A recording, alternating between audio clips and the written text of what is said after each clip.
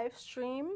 Today we will be talking about the first day at work in English. We'll go over some words and phrases and some sample dialogues that will help you get to learn what to say and things that are related to your first day at work. And before we get started, my name is Daphne. If you haven't seen me before, I'm occasionally here on the live stream. And thank you all for joining. If you have questions or comments, please feel free to type those into the chat, and I will do my best to read them and answer any questions you might have. Or if you want to give some examples during the live stream, please feel free to do that too. And for those of you where it's morning in your area, good morning. If it's evening, good evening. It is morning here. So yes, before we get into the actual lesson,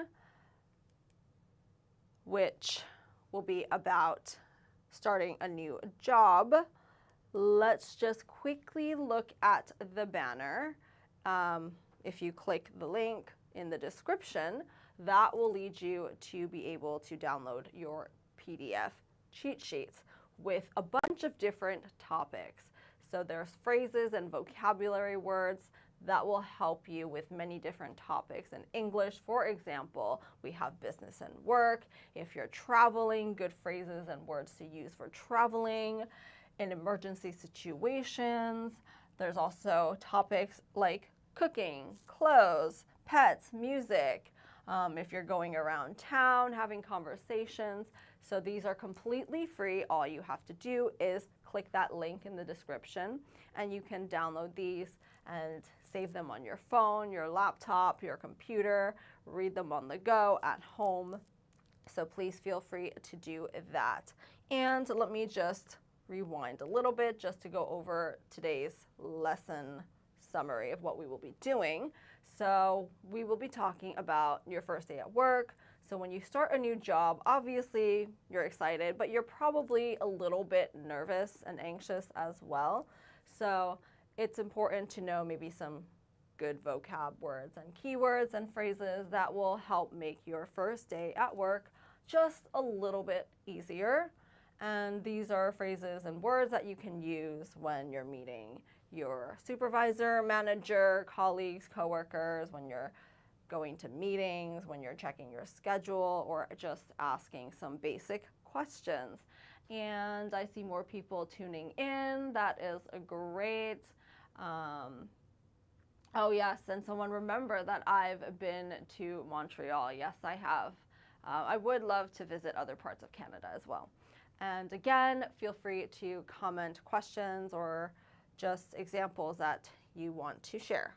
Okay, so now we will start with some vocab words. So this is quite direct, but the first word that we have here is start work. So that just means that you're beginning your job for the day. You're starting your work for the day. So start work. And in a sentence, in a little quick, simple dialogue, that might be like this. What time do you start work? I start work at 9. So maybe you're asking some of your friends who are starting a new job. In Japan, people generally start in April. So you might ask, what time do you start work, if you want to know your friend's schedule? And then they might answer with, I start work at 9. Maybe some companies have earlier start time, so I start work at 6 a.m. If you're maybe having a flexible schedule, you might start work later, around 12.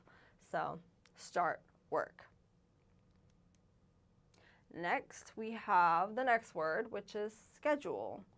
And that just means a list of planned work times or tasks. So for example, you might have a scheduled, a list in your schedule of things that you will get through for the day, or maybe just your schedule for the day is a couple of meetings. So when it comes to schedules, there are many different things depending on your job. So maybe you can even have just a simple schedule in terms of your daily life. So in a dialogue, for example, it might be something like this. Can I see your schedule? Sure, I work mornings on Monday and Wednesday. So your work schedule could be different days of the week. Maybe some people don't work the same hours every day. So on Monday and Wednesdays, they work in the mornings, and maybe on Tuesdays and Fridays, they might have a later evening shift.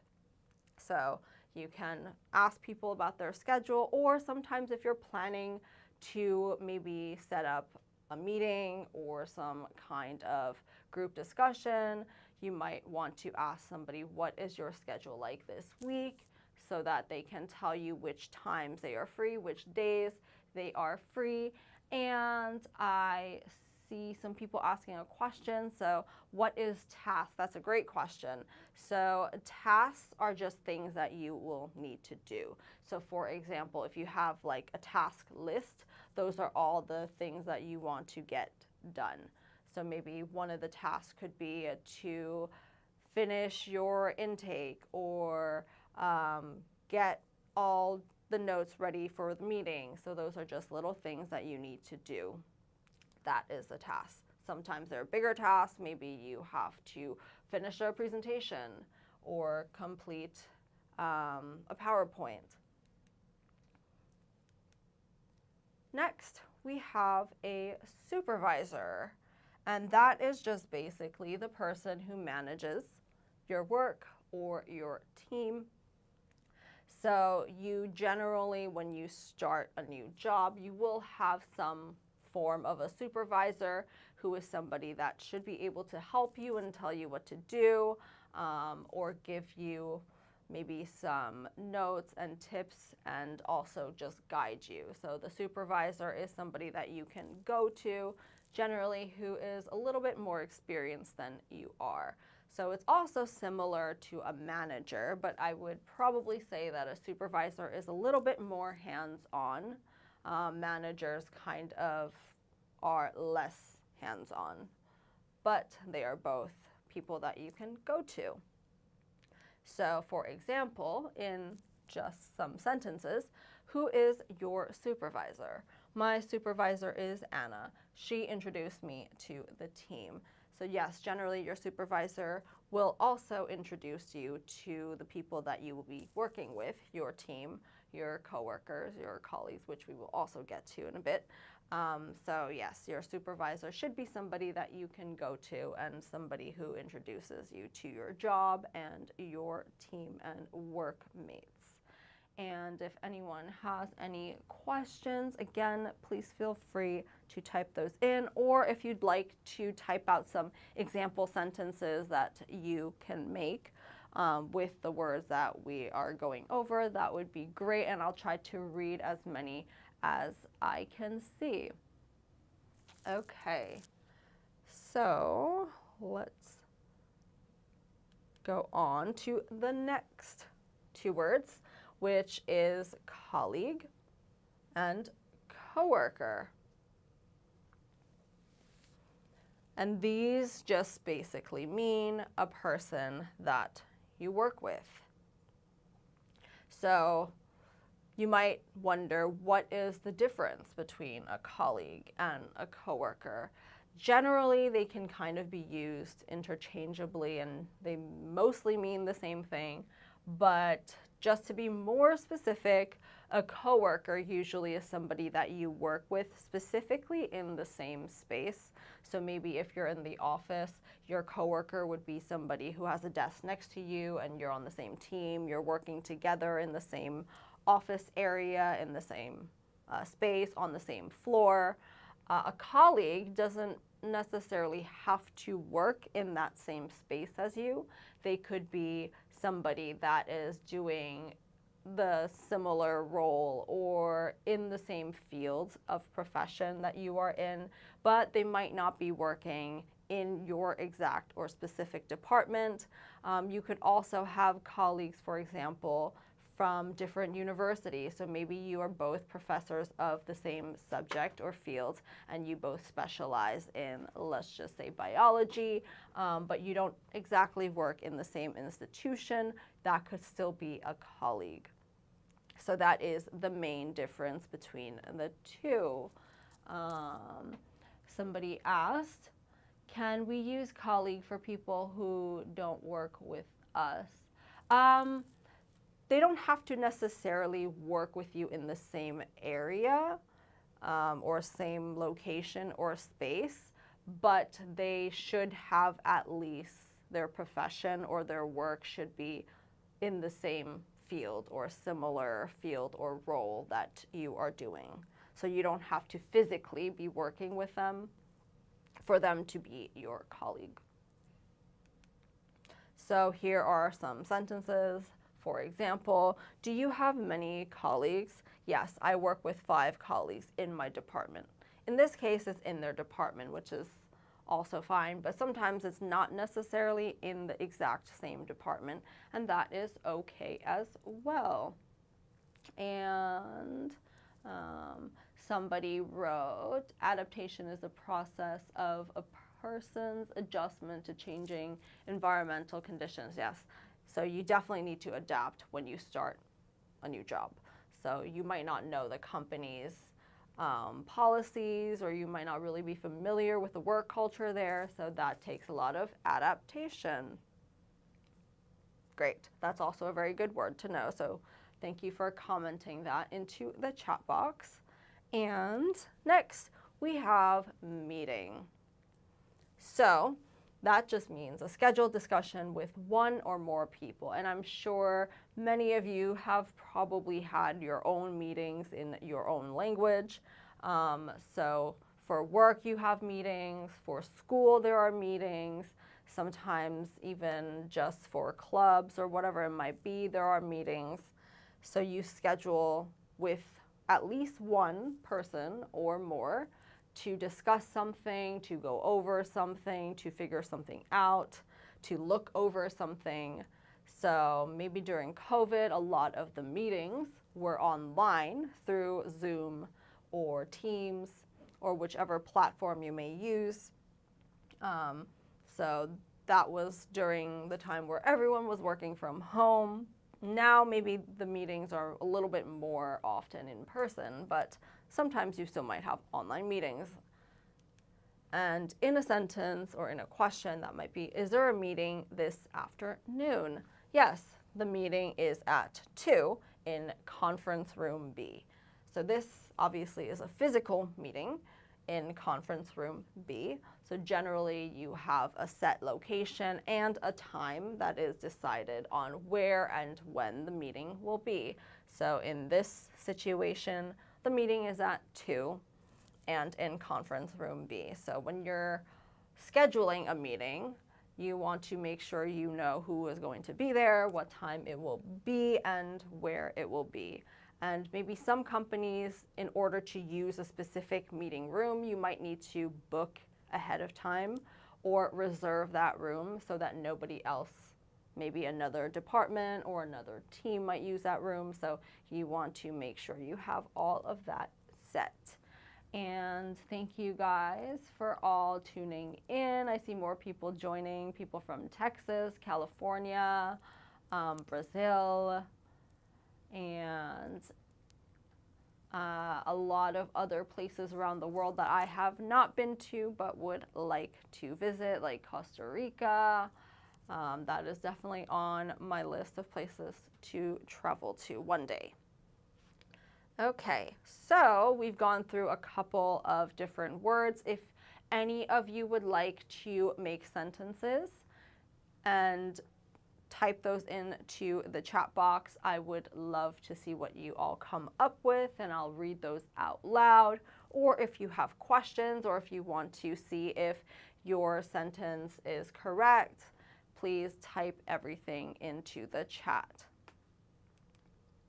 Okay, so in case you missed it at the beginning, I mentioned that if you go to the link in the description. As you can see, this banner right here, it says you can get free PDF cheat sheets. And again, these are completely free, so all you have to do is go to that link in the description, click it, and that will bring you to the place where you can download all these different PDFs with a bunch of different topics. And all of these have phrases and words and vocabulary that you can use for specific topics, like if you want to talk about cooking or music or pets and clothing. There are phrases and vocabulary to use for business and work. So today we're talking about the first day at work, but just other general phrases you can use during work or for business. There are topics like travel, so when you're going abroad, maybe you're visiting the US, or in any emergency situation, and just things that you can use around town. So please don't forget to click that link in the description, and then that will bring you to this page where you can download all of these for free, not just one, not just two, but all. So feel free to save all those in your computer, on your phone, wherever you might have access to them. And again, it is completely for free, and this will help you level up your English and become a better speaker. Okay, so now let's continue on with more vocab words that are related to starting your first day at work or just work in general. So the next word we have is break and break room. So break is just a short rest period, and then break room is the place where people eat or relax. And generally, most workplaces will give you a break specifically for lunch. Some workplaces may even give you more than just a lunch break. So you might have a lunch break and then maybe short breaks throughout the day.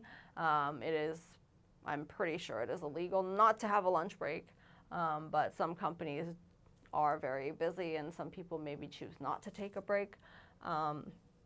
Some offices, some companies and corporations also will have a specific break room where you can go to take your break. And usually in that break room, there might be like some snacks, some drinks, a coffee machine, water, a vending machine, so people can go there and just get some energy, just relax a little bit, not have to think about work for a little bit before they go back to work. So that is usually the purpose of a break room. And some are nicer, some are maybe not as nice, depending on your company. So in a sentence, in a question, somebody might ask on the first day, maybe if you're just starting work at this new company, you might ask, where is the break room? Then the person will answer, it's down the hall next to the elevators. So you're getting used to starting at your new company and you're not really sure where everything is located. So if you're about to take your lunch break and you want to go to the break room, then you might ask a question like this, where is the break room? And I see some people asking questions, not necessarily about the lesson, which is okay. Am I a big fan of Montreal Canadiens, or do I not watch sports? I actually don't watch that many sports. I do watch baseball in the US and occasionally tennis, but that's about it. So I don't know, unfortunately, any teams in Canada, or I think hockey is big in Canada maybe, but I don't know much about that, unfortunately. Next, we have another word that is useful to know, and you will probably have when you start a new job, is orientation, which means an introduction session for new employees. And it's not even just work. You might have orientations for school. So if you're entering college or university, you might have an orientation session where they show you around the campus, show you all the different places, and tell you about the school. That would be an orientation. And of course, for work, you will have one maybe before you start, just so that you get a bigger picture of where things are, and maybe the things that you will be doing. So that is the purpose of an orientation. So maybe if you're starting and you forgot your schedule, you might want to ask another colleague or coworker, when is orientation? Orientation is at 9:30 and lasts 2 hours. So maybe if you forgot your schedule or you don't have it with you and you want to make sure so that you don't miss the orientation, that's a question you might ask. And then some orientations could just be 2 hours long. Some could be a full day. It really depends on where you work and what you're doing and your company's overall policies. So I've had very short orientations. I've also had day-long orientations for different things.